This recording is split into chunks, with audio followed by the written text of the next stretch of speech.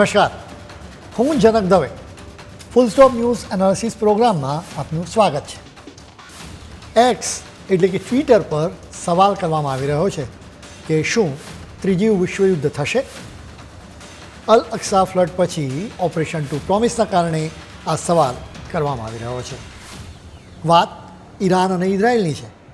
ઇઝરાયલે કહ્યું છે કે ઈરાનને જવાબ આપવામાં આવશે. તો શું એનાથી વિશ્વયુદ્ધનો ખતરો છે? આ શક્યતા વિશે આજે અમે વાત કરીશું. સામાન્ય માન્યતાથી અલગ બે સ્થિતિ છે. એક તો અમેરિકા ફરી પોતાના સ્વાર્થીપણાનો પુરાવો આપ્યો છે, તો બીજી સ્થિતિ એ છે કે કેટલાક મુસ્લિમ દેશો ઇઝરાયલની સાથે છે. તો એની પાછળના કારણો અમે તમને જણાવીશું. સેંકડો મિસાઇલ્સથી ઇઝરાયલનો બચાવ કરતી એરો ડિફેન્સ અને આયરોન ડોમ ડિફેન્સ સિસ્ટમ કેવી રીતે કામ કરે છે એની પણ અમે તમને વિગતવાર માહિતી આપીશું.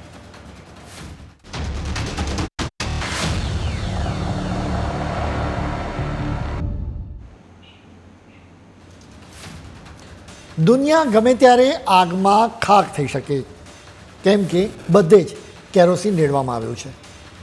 અત્યારે દિવાસળીની સળી ઇઝરાયલના હાથમાં છે. બદલાની આગથી આ સળી સળગી રહી છે. સળી નાખવાની જ વાર છે. અમેરિકા સહિતના દેશો દિવાસળીની આ સળીને ઓલવવા પ્રયાસ કરી રહ્યા છે. ઈરાને ઇઝરાયલ પર સીધો હુમલો કરીને આગ સાથે રમત રમી છે. આ આગ દુનિયાભરમાં પણ ફેલાઈ શકે એમ છે. રશિયા અને યુક્રેન ઓલરેડી યુદ્ધ લડી રહ્યા છે. આ યુદ્ધને 2 વર્ષ કરતાં વધારે સમય થઈ ગયો છે. બીજી તરફ હમાસ અને ઇઝરાયલ છેલ્લા 6 મહિનાથી લડાઈ લડી રહ્યા છે. ઈરાનના હુમલાએ હમાસના અલ અક્સા ફ્લડ ઓપરેશનની યાદ અપાવી. એ સમયે જમીન અને આકાશમાંથી હમાસના આતંકવાદીઓ ઇઝરાયલ પર તૂટી પડ્યા હતા. હમાસના હુમલાખોરોએ ગયા વર્ષે 7મી ઓક્ટોબરે ઇઝરાયલના 1200 લોકોને મારી નાખ્યા હતા. એટલું જ નહીં, 250 ઇઝરાયલીઓને બંધક પણ બનાવ્યા હતા. ઇઝરાયલ આ હુમલા પછી શાંત નહોતું બેઠું. ઇઝરાયલે અડધું ગાઝા સાફ કરી નાખ્યું. જો કે ઈરાને ઉછરેલા સાપોલિયાઓ સતત ઇઝરાયલને ડંખ મારવાની કોશિશ કરતા રહે છે. હવે તો ખુદ સાપે જ ડંખ માર્યો છે. ઈરાનના સાપોલિયાઓ એટલે કે હેઝબોલ્લા અને હમાસ અને હુતી જેવા આતંકવાદી સંગઠનો જબકે ઇઝરાયલ સામે લડવા માટે ઈરાન આ આતંકવાદી સંગઠનોનો રૂપિયા અને હથિયારો બંને આપે છે. જો કે હવે ખુદ ગબ્બર એટલે કે ઈરાન જ સીધો હુમલો કરીને દુનિયાને ચોંકાવી દે છે. સેંકડો મિસાઇલ્સ અને ડ્રોન્સથી હુમલો કરવામાં આવ્યો. અલબત્ત ઇઝરાયલને ખાસ નુકસાન થયું નથી. ઇઝરાયલની એરિયલ ડિફેન્સ સિસ્ટમે અનેક મિસાઇલ્સ અને ડ્રોન્સને હવામાં જ તોડી પાડ્યા છે. ઉપરાંત ઇઝરાયલના ફાઇટર જેટ્સ પણ સતત ઈરાન તરફથી આવતા જોખમોને નાબૂદ કરી રહ્યા છે. ત્યાં વળી અમેરિકા, યુકે અને જોર્ડન પણ ઈરાનના ડ્રોન્સને રોકવામાં ઇઝરાયલને મદદ કરી રહ્યા છે. ઇઝરાયલની ઇમરજન્સી સર્વિસે દાવો કર્યો છે કે ઈરાનના હુમલાઓમાં કોઈ જ જાનહાનિ થઈ નથી. સવાલ એ છે કે ઈરાને શા માટે ઓચિંતો હુમલો કર્યો? આમ તો ઈરાન અને ઇઝરાયલ 45 વર્ષથી એકબીજાને ધમકી આપતા રહે છે કે હું તને જોઈ લઈશ. હવે ખરેખર આ બંને દેશો એકબીજાને જોઈ રહ્યા છે. ઇઝરાયલે સિરિયામાં ઈરાનની એમ્બેસી કોમ્પ્લેક્સ પર હુમલો કર્યો હતો. અહીં એક વાત સમજવી જરૂરી છે કે આંતરરાષ્ટ્રીય કાયદા મુજબ કોઈપણ દેશની એમ્બેસી કે કોન્સ્યુલેટ પર હુમલો થયો હોય તો એને એ દેશ એના દેશ પર થયેલા હુમલા હોવાનું ગણે છે. એટલા માટે જ ઈરાન સ્વાભાવિક રીતે જવાબ આપવાનું જ હતું. જો કે જવાબ આપવાની એની રીતનો કોઈને ખ્યાલ નહોતો. અનેક નિષ્ણાતોએ દાવો પણ કર્યો છે કે ઈરાન એના પ્રોક્સી એટલે કે હેઝબુલ્લા દ્વારા ઇઝરાયલ પર હુમલો કરાવશે. એવામાં જ સમાચાર આવ્યા કે ઈરાને ગલ્ફમાં ઇઝરાયલના એક જહાજને કબજે કર્યું. એટલે બધા એમ માની લીધું કે ઈરાને ઇઝરાયલના જહાજને કબજે કરીને સંતોષ માની લીધો છે. વાસ્તવમાં ઈરાને ઇઝરાયલ સહિત આખી દુનિયાનું ધ્યાન ડાયવર્ટ કરવા માટે જ એમ કર્યું હતું. એ પછી મોકો જોઈને ચોકો માર્યો. જો કે હવે મિડલ ઇસ્ટમાં યુદ્ધ વધુ દેશોમાં ફેલાય એવી શક્યતા અને ડર છે, જે આગળ જતાં વિશ્વયુદ્ધનું સ્વરૂપ પણ ધારણ કરી શકે છે. આગમાં ખુદ ઈરાન પણ સળગી શકે છે. સવાલ એ છે કે આ હકીકત જાણવા છતાં શા માટે ઈરાને આ હુમલા કર્યા? ઈરાન અત્યાર સુધી હેઝબોલ્લા, હમાસ અને હુતી બળવાખોરો દ્વારા ઇઝરાયલ પર જ નહીં પરંતુ મિડલ ઇસ્ટમાં અમેરિકાના સૈનિકો પર પણ હુમલા કરાવતું રહ્યું છે. છેક શનિવાર સુધી એમ જ મનાતું હતું કે ઈરાન આ આતંકવાદીઓના ખભે બંદૂક મૂકીને જ ઇઝરાયલને ટાર્ગેટ કરશે. જો કે ઈરાને સીધો જ હુમલો કરી દીધો. સવાલ એ છે કે શા માટે ઈરાને સીધો હુમલો કરીને પોતાની માટે અને દુનિયા માટે જોખમો વહેરી લીધો? એનું કારણ એ છે કે ઈરાનની લીડરશિપ પર હમાસ અને હેઝબોલ્લા તરફથી ખૂબ જ દબાણ હતું. એટલું જ નહીં, ઈરાનની લીડરશિપની વિરુદ્ધ ત્યાંની જનતામાં પણ અસંતોષ હતો. આ સંતોષની આગને બુઝાવવા ઈરાને કેરોસીનનો છંટકાવ કર્યો. યુકેના વિદેશ નીતિના સલાહકાર રહી ચૂકેલા ટોમ ફ્લેચર આ જ વાત જણાવે છે. તેઓ કહે છે કે ઈરાન અને ઇઝરાયલ બંને દેશોમાં લીડર્સ પોતાના દેશોમાં ખૂબ જ પ્રેશરનો સામનો કરે છે, એટલે તેઓ આગની સાથે રમવા તૈયાર છે. આ જ સંબંધમાં એક હકીકત પણ જાણવા જેવી છે. ઇઝરાયલે હમાસને કચડી નાખવા યુદ્ધ શરૂ કર્યું ત્યારે હેઝબુલ્લા મોટાભાગે એટલું એક્ટિવ નહોતું. અલબત્ત વખતો વખત મિસાઇલ કે રોકેટથી હુમલો કરીને ઇઝરાયલને દરશ્વાસે રાખવાનો પ્રયાસ તો કરતું જ રહેતું હતું. જો કે ઈરાને હુમલો કર્યો એના થોડા જ કલાકો પહેલાં હેઝબોલ્લાએ ઇઝરાયલ પર મોટી સંખ્યામાં ડ્રોન્સ અને રોકેટ્સ છોડ્યા હતા. આ ઈગોની ગેમ પણ હોઈ શકે છે. ઈરાને પોતાનો ઈગો સાચવવા માટે ઇઝરાયલ પર હુમલો કર્યો. જો કે એમાં ઇઝરાયલના એક પણ નાગરિકનું મોત થયું નથી. એ પણ સમજી વિચારીને લેવામાં આવેલું પગલું હોઈ શકે છે, જેથી ઈરાનને બદલો પણ પૂરો થયો એમ લાગે અને ઇઝરાયલમાં જાનહાનિ પણ ના થાય. ઇઝરાયલમાં સહેજ પણ જાનહાનિ થઈ હોત તો ઇઝરાયલે તરત જ તેનો જવાબ આપ્યો હોત. ઈરાનના સુપ્રીમ લીડર ઇમામ સૈયદ અલી ખામેનેઈએ એક ટ્વીટ કરીને જણાવ્યું કે જેરુસલેમ મુસલમાનોના હાથમાં હશે. મુસ્લિમ જગત પેલેસ્તીનની મુક્તિને સેલિબ્રેટ કરશે. ઈરાનના ઈરાદા જાહેર થઈ ગયા છે, એટલે એક ચોક્કસ છે કે આ મામલો શાંત થવાનો નથી, બલકે એ ભડકે બળશે.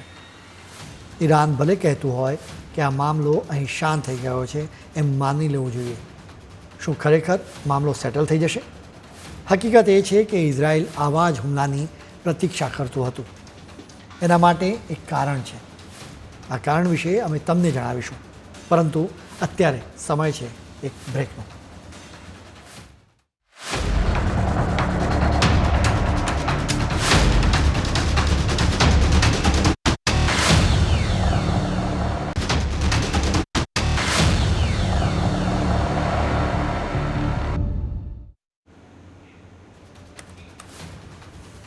બ્રેક બાદ આપનું સ્વાગત છે. બ્રેક પહેલાં અમે તમને જણાવ્યું હતું કે ઈરાન હુમલો કરે એની જ ઇઝરાયલ પ્રતીક્ષા કરતું હતું. એના માટે નક્કર કારણ છે. એક તો હમાસે જ્યારથી હુમલો કર્યો છે ત્યારથી હમાસની સાથે હેઝબુલ્લા અને હુતી પણ ઇઝરાયલને મુશ્કેલીમાં મૂકી રહ્યા છે. ઇઝરાયલ આ આતંકવાદી સંગઠનો પર ફૂલસ્ટોપ મૂકવાની ફિરાકમાં છે. આખી વાતને સમજવા માટે ઇતિહાસ પર નજર કરવી રહી, જેથી સમજાય કે ઈરાન અને ઇઝરાયલ શા માટે એકબીજા સાથે લડી રહ્યા છે. 45 વર્ષ પહેલાં ઈરાન અને ઇઝરાયલ મિત્રો હતા, બલકે 1970ના દાયકામાં તો ઈરાન અને ઇઝરાયલ વચ્ચે પાઇપલાઇનનો પ્રોજેક્ટ પણ હતો. ઈરાનથી વાયા ઇઝરાયલ યુરોપમાં ક્રૂડ ઓઇલને એક્સપોર્ટ કરવા માટે આ પાઇપલાઇનનો વિચાર હતો. જો કે હવે એ ભૂતકાળની વાત છે. 1979માં અમેરિકા તરફી પહેલવી વંશનું રાજ ખલાસ થયું અને અયતોલ્લા રૂહોલ્લા ખોમેનીનું રાજ આવ્યું. ખોમેની અમેરિકાને ગ્રેટ શૈતાન અને ઇઝરાયલને લિટલ શૈતાન કહેતા હતા. અહીંથી ઈરાન અને ઇઝરાયલ વચ્ચેની દુશ્મનાવટની શરૂઆત થઈ. બંને દેશો એ પછીથી છુપાઈને એકબીજા પર હુમલા કરી રહ્યા છે. હેઝબોલ્લા, હમાસ અને હુતીના આતંકવાદીઓ દ્વારા ઈરાન હુમલા કરાવી રહ્યું છે. એ જ રીતે ઇઝરાયલ પણ ઈરાનના ન્યુક્લિયર પ્રોગ્રામને ખોરવી નાખવા શક્ય બધી જ કોશિશ કરે છે. ભૂતકાળમાં ડોનાલ્ડ ટ્રમ્પના શાસનમાં અમેરિકા ઈરાનની સાથે પરમાણુ સંધિ કરવા જઈ રહ્યું હતું, જેની સામે ઇઝરાયેલે ખૂબ વાંધો ઉઠાવ્યો. એટલે અમેરિકા આ સંધિમાંથી પાછળ ખસી ગયું. તે પછી પણ ઈરાને પરમાણુ હથિયારો બનાવવા માટે પ્રયાસો ચાલુ જ કરી દીધા હતા. એનું રિએક્શન પણ આવ્યું. ઈરાનના 4 ન્યુક્લિયર સાયન્ટિસ્ટની હત્યા થઈ ચૂકી છે. એ બધામાં જ ઇઝરાયલ પ્રત્યે શંકા વ્યક્ત કરાઈ છે. આ રીતે બંને દેશો એકબીજા પર છુપાઈને હુમલા કરતા હતા. જો કે ઈરાને પહેલી વખત ઇઝરાયલની જમીન પર હુમલો કર્યો. હવે જવાબ આપવાનો વારો ઇઝરાયલનો છે. ઇઝરાયલનો અત્યાર સુધીનો ઇતિહાસ જોઈએ તો આ દેશ બદલો લેવા માટે જાણીતો છે. 1972માં મ્યુનિકમાં ઓલિમ્પિક સમર ગેમ્સમાં આતંકવાદીઓએ ઇઝરાયલના 11 લોકોની હત્યા કરી હતી, જેના જવાબમાં ઇઝરાયલની ઇન્ટેલિજન્સ એજન્સી મોસાદે એ હુમલાનું કાવતરું ઘડનારા તમામ લોકોને દુનિયામાંથી વીણીને ખલાસ કરી દીધા હતા. ઇઝરાયલ માને છે કે એના પરના હુમલાનો જવાબ આપવામાં એ નિષ્ફળ જશે તો એનું અસ્તિત્વ જોખમમાં મુકાશે, કેમ કે એ ચારે તરફથી દુશ્મનોથી ઘેરાયેલો છે. એટલે જ આખી દુનિયા માને છે કે ઇઝરાયલ આ વખતે પણ ઈરાનને જડબાતોડ જવાબ આપશે. ઈરાનને જવાબ કેવી રીતે આપવો એ નક્કી કરવા માટે ઇઝરાયલની વોર કેબિનેટની મિટિંગ મળી હતી. એના વિશે અત્યારે કોઈ નિર્ણય લેવાયો નથી. જો કે ઇઝરાયલના અધિકારીઓ કહે છે કે ઈરાનને જવાબ અચૂક આપવામાં આવશે. એક વાત નક્કી છે કે જો ઈરાન પર ઇઝરાયલ હુમલો કરશે તો સ્થિતિ સ્ફોટક બની શકે છે. મિડલ ઇસ્ટ જ નહીં, સમગ્ર દુનિયા સામે જોખમ ઊભું થઈ શકે છે. ઈરાન પણ ચૂપ નહીં બેસે. ઈરાન, ચીન, રશિયા અને ઉત્તર કોરિયાનું એક આખું ગ્રુપ છે. આ તમામ દેશોના નેતાઓને યુદ્ધની સનક છે. બલકે એવી પણ ચર્ચા છે કે રશિયન લીડર પુતિનના કહેવાથી જ ઈરાને ઇઝરાયલ પર હુમલો કર્યો હતો. સવાલ એ છે કે જો ખરેખર ઇઝરાયલ મોટા પાયે હુમલો કરે તો ઈરાનને મુસ્લિમ દેશોનો કેવો સપોર્ટ મળશે? અહીં કહાનીમાં ટ્વિસ્ટ છે. ઈરાનના મિસાઇલ અને ડ્રોન્સને તોડી પાડવામાં અમેરિકા અને યુકે ઇઝરાયલને મદદ કરી હતી. આ વાત તો સમજી શકાય, પરંતુ મુસ્લિમ રાષ્ટ્ર જોર્ડને પણ ઇઝરાયલને સાથ આપ્યો હતો. ગાઝા પર હુમલો કરવા બદલ જોર્ડન અત્યાર સુધી ઇઝરાયલની ટીકા કરતું હતું. જો કે હવે ઇઝરાયલને સાથ આપવા લાગ્યું છે.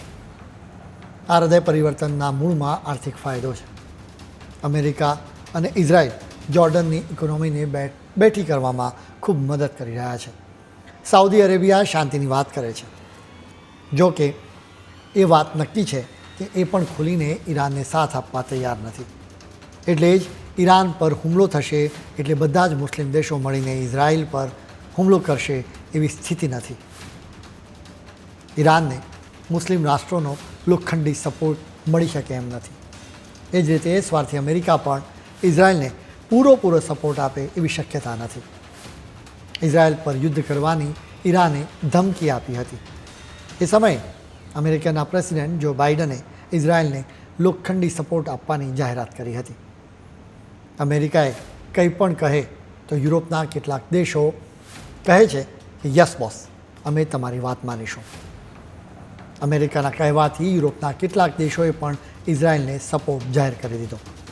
જો કે ઈરાને હુમલો કર્યા બાદ સ્વાર્થી અમેરિકાએ યુ ટર્ન લીધો. હવે બાઇડન કહે છે કે ઈરાન પર હુમલો કરવા માટે ઇઝરાયલને અમેરિકા સાથ નહીં આપે. તમને યાદ હશે જ, યુક્રેનની સાથે પણ અમેરિકાએ એમ જ કર્યું હતું. યુક્રેનના લીડર ઝેલેન્સ્કીએ અમેરિકાએ કહ્યું હતું કે દોસ્ત, અમે તારી સાથે જ છીએ. આખરે રશિયા યુક્રેન પર તૂટી પડ્યું. અમેરિકાએ યુક્રેનને હથિયારો જરૂર આપ્યા, જો કે યુદ્ધના મેદાનમાં સીધું ન ઉતર્યું. એમ કહીને છટકી ગયું કે જો અમે યુદ્ધના મેદાનમાં ઉતરીશું તો ત્રીજા વિશ્વયુદ્ધનો ખતરો થશે. અત્યારે સ્થિતિ એ છે કે ઝેલેન્સ્કી અમેરિકા અને યુરોપના દેશો પાસેથી હથિયારો માટે કરગરી રહ્યા છે. અલબત્ત આ યુદ્ધથી અમેરિકાને જ સીધો ફાયદો છે. યુરોપ પર રશિયા યુદ્ધ કરશે એવા ડરથી યુરોપના અનેક દેશોએ અમેરિકા પાસેથી હથિયારો ખરીદ્યા. યુક્રેનના યુદ્ધ બાદ અમેરિકાના ડિફેન્સ સેક્ટરનો 17.5% ગ્રોથ થયો. અત્યાર સુધી યુરોપ રશિયા પાસેથી જ નેચરલ ગેસ ખરીદતું હતું. જો કે અમેરિકાના કહેવાથી યુરોપના દેશોએ રશિયા પાસેથી નેચરલ ગેસની ખરીદી ઘટાડી અને અમેરિકા પાસેથી ખરીદવાનું શરૂ કર્યું. અમેરિકા પાસેથી નેચરલ ગેસ ખરીદવું ખૂબ મોંઘું પડે છે, એટલે જ એના ચક્કરમાં યુરોપના દેશનો ખર્ચ વધી ગયો. અમેરિકાની ઇકોનોમી મજબૂત થઈ, પરંતુ યુરોપના અનેક દેશોને આર્થિક રીતે ફટકો પડ્યો. ઇઝરાયલ જ નહીં, આખી દુનિયા હવે અમેરિકાની ચાલાકી સમજી ગઈ છે. અમેરિકા ઈરાન પર હુમલો કરવામાં ઇઝરાયલને સાથ આપવાની ના પાડી છે. જો કે એમ છતાં એ મજબૂર બની શકે છે. યુક્રેન કરતાં ઇઝરાયલની સ્થિતિ કેવી રીતે અલગ છે એ અમે તમને સમજાવીશું. ઇઝરાયલ યહૂદીઓનો દેશ છે. કહેવાય છે કે યહૂદીઓનું દિમાગ ખૂબ શાર્પ હોય છે. માઇક્રોસોફ્ટના 33.32 કરોડ શેર ધરાવતા સ્ટીવ બોલમેર એક યહૂદી છે. ઇન્ટેલના સૌથી મહત્ત્વના 3000 કર્મચારીઓ યહૂદી છે. તેમની લેબોરેટરી ઇઝરાયલમાં છે. અમેરિકાના વિદેશ મંત્રી એન્ટની બ્લિંકન પણ પોતે એક યહૂદી છે. અમેરિકાના મની માર્કેટમાં ખૂબ જ દબદબો ધરાવતા બ્લેકરોકના સીઈઓ લેરી ફિન્ક્સ પણ એક યહૂદી છે. દુનિયાભરમાં મની માર્કેટ અને ટેકનોલોજીના ફિલ્ડમાં યહૂદીઓનો જ કંટ્રોલ છે. આ જ કંટ્રોલનો લાભ લઈને યહૂદીઓ અમેરિકા પર પ્રેશર કરી શકે છે. એટલે અમેરિકા યુક્રેનની જેમ ઇઝરાયલની સાથે દગો નહીં કરી શકે. જો ઇઝરાયલ ઈરાન પર યુદ્ધ કરે તો એનાથી ભારતને શું અસર થાય અને ઇઝરાયલની એર ડિફેન્સ સિસ્ટમ કેવી રીતે કામ કરે છે એના વિશે અમે તમને જણાવીશું. પરંતુ અત્યારે સમય છે એક વધુ બ્રેકનો.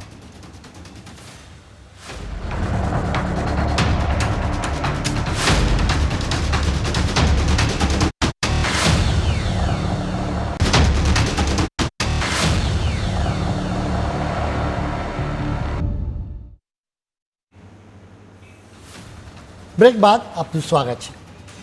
ઈરાનને પાઠ ભણાવવા માટે ઇઝરાયલ આતુર છે. ઇઝરાયલના મંત્રી બેની ગેન્ટ્ઝે કહ્યું કે ઈરાને કિંમત ચૂકવવી પડશે.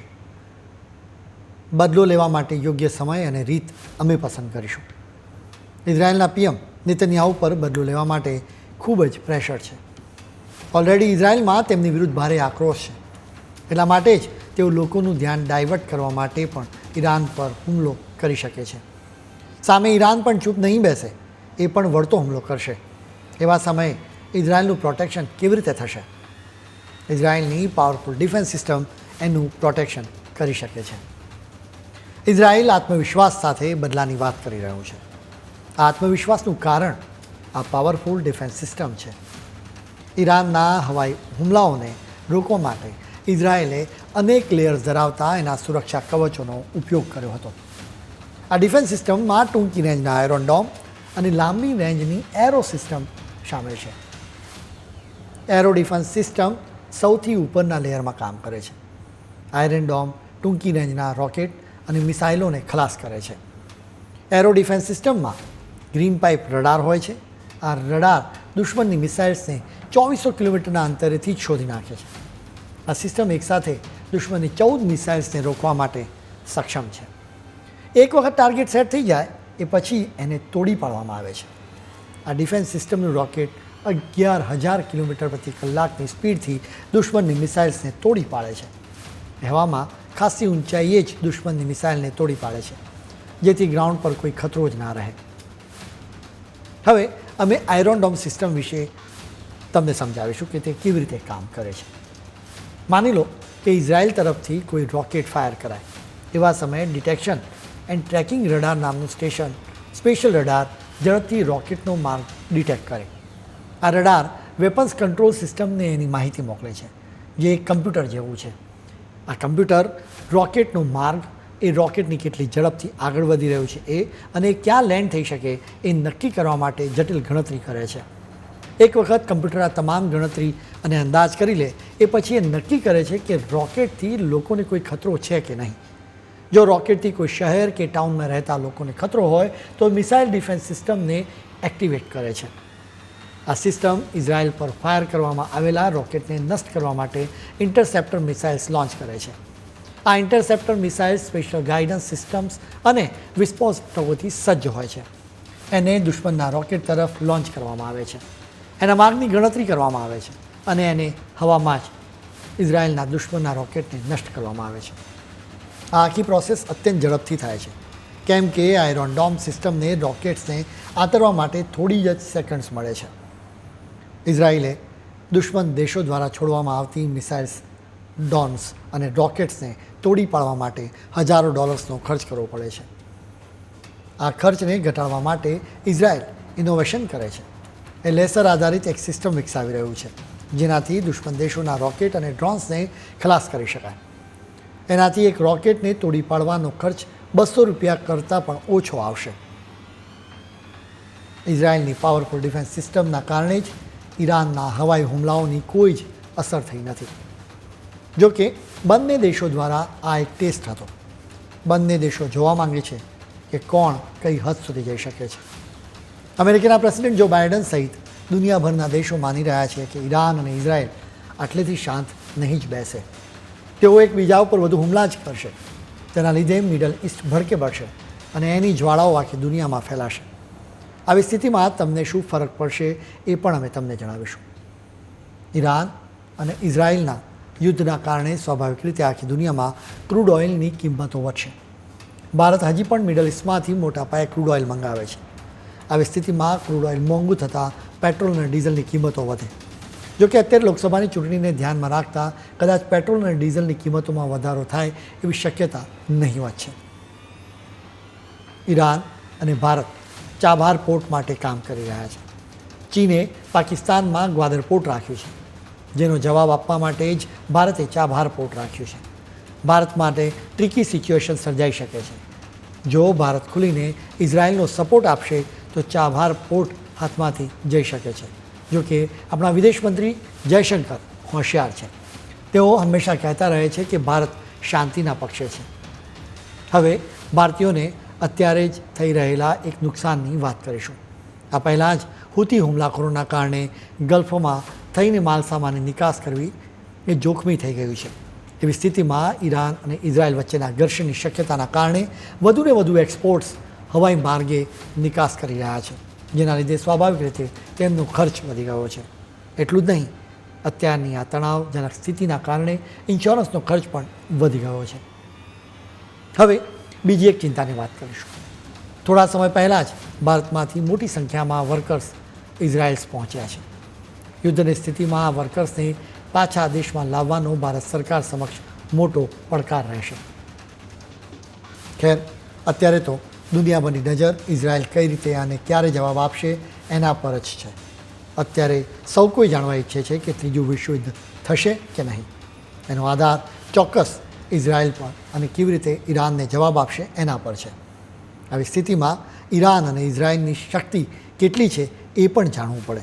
એ જાણવા માટે જુઓ આજે રાત્રે પ્રાઇમ 9 વિથ જીગરમાં, જેમાં અમારા સહયોગી જીગર તમને જણાવશે કે કોના ભાથામાં કેટલા શસ્ત્રો છે. આજના બુલેટિનમાં આજે આટલું જ. કાલે ફરી મળીશું નવા મુદ્દાઓની સાથે. ત્યાં સુધી મને રજા આપશો. નમસ્કાર.